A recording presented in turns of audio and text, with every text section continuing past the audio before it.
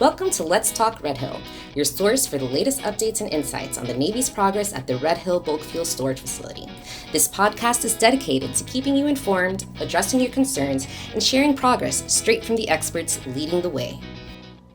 Hi everyone, I'm Rear Admiral Mark Williams and welcome to another episode of Let's Talk Red Hill. We're excited to bring you the latest updates right from the source about Navy Closure Task Force Red Hill and our progress in closing the Red Hill facility and environmental remediation.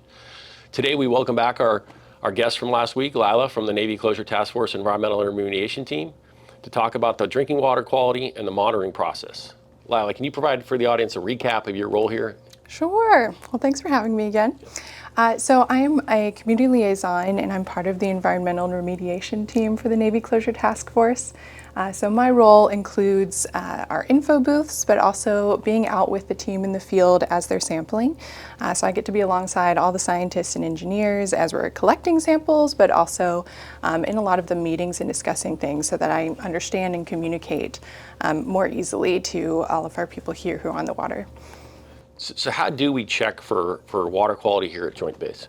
So we actually have several layers of protection here. So we have our first layer, which is the normal compliance sampling is what we would call it. And so that's what we've done forever as far as offering a water service to people here. There are state regulations, federal regulations, lots of different rules and things that we need to follow. And that's essentially what every water provider, every water utility in the United States would have to go through, right? Yeah, Okay. So we follow all the same ones that anybody here on the island or in the state of Hawaii would follow.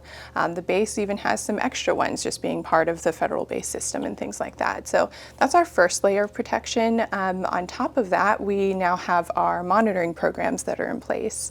So those are what people may have heard of, the LTM, the long-term monitoring, or the EDWM, the extended drinking water monitoring. And then the last layer that we have is our water quality action team. So if anybody has specific concerns, they can call and have a response that way too. So walk us through the monitoring programs and the history thereof of those monitoring programs. Yeah, so that's great. I think it's really important for people to understand the history here. So like I said, we have our compliance programs that are always ongoing, checking for all the normal things. But back when we had the Red Hill incident in 2021, we were responding to that November and December. Then they had the flushing program that was in place. And so once the different areas were flushed and safe for people to use the water again in coordination with Department of Health and EPA, they put in place the monitoring program. So we worked alongside the Department of Health, the EPA, several different parties to put together a monitoring program. So it started March of 2022. And so we started sampling in homes and buildings, hydrants all over the place. And that was the first plan in place. So that was the long-term monitoring. So that was a 2-year program. So March 2022 through March 2024. So this past spring. At that point, the program ended, and we decided as the Navy to go ahead and extend it for another year, so through March of 2025. So that's where we're at now with EDWM, Extended Drinking Water Monitoring. So I'm one of the residents who has not had his house tested before. What's it, and I have an appointment next week, what is from an EDWM, what's the testing process like? What should I expect? So we have a call center and they are actually just going down a list.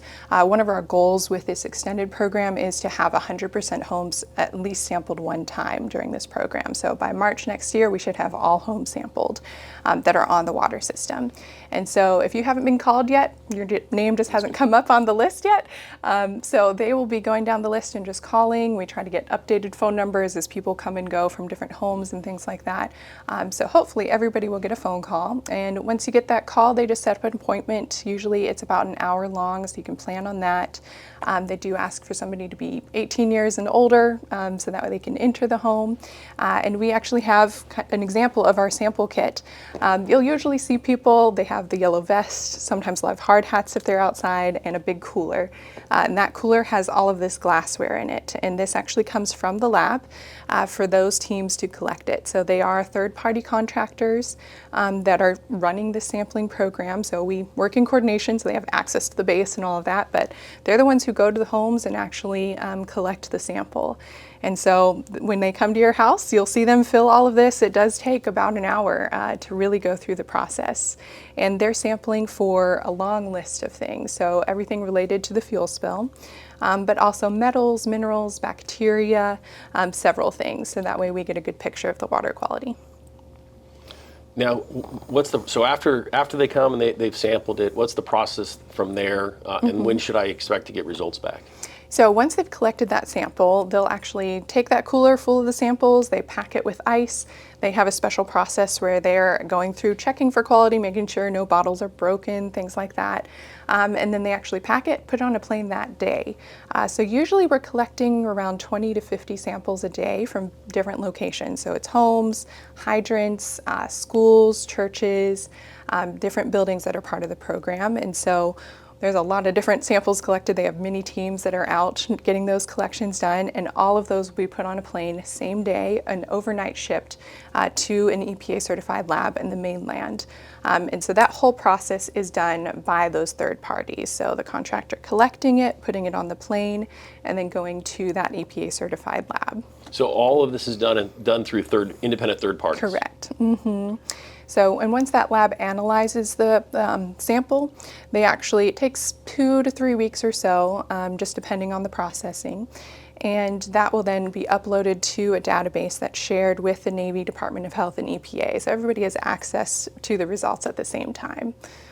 Okay. So we talked last episode. We talked a lot about the Safe Waters website. Is that where I'll go to eventually get the results for my house? Yes. So on the Safe Waters website, like I said, there's the database that's shared with everyone. So that's where everything is stored. But once a month, we'll take the data from there and upload it to the Safe Waters website. So if you go on Safe Waters, like we talked about the interactive map, that gets updated once a month with the previous month's information. So we try to update, so schools and churches and kind of community places like that, we actually sample multiple times. So we're sampling them once a month throughout this extended drinking water monitoring program. So those we try to update earlier in the month before we get all the houses done. So you may see those pop up a little earlier, but all the houses typically by mid-month, just depending on, labs sometimes have delays with their processes or validating data and things like that. So hopefully by mid-month we have everything updated. Great. So if you didn't catch it, go back and check out the last episode for more information about Safe Waters. This has been great information. Thank you for your time today, Lila. Thank you for having me. To our audience, thank you for tuning in, and be sure to confirm your appointment for drinking water sampling if you get the call. See you next time on Let's Talk Red Hill. Mahalo for listening to Let's Talk Red Hill. Stay tuned for our next episode, and be sure to subscribe to stay up to date. Be sure to download the mobile app by searching NCTF Red Hill in the Apple Store or Google Play.